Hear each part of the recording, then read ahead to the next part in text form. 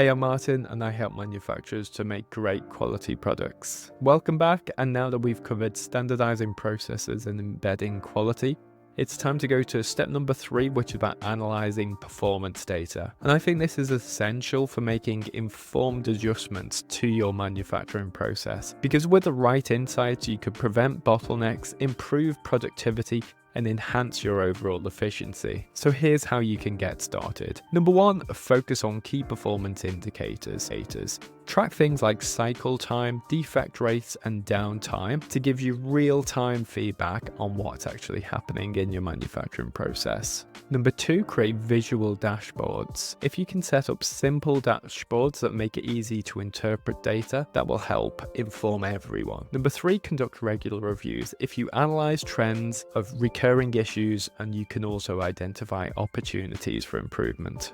Number 4, you can set up alerts for deviations. By detecting outliers early, you can prevent problems from escalating. So data-driven insights provide a real-time view of your operations, enabling your team to act proactively rather than reactively. This can reduce downtime, it boosts performance, and it positions your business for greater success in the future. So next, I'm going to explore step number 4, which is improve, where we focus on fostering a culture of continuous improvement. So see you in that next video.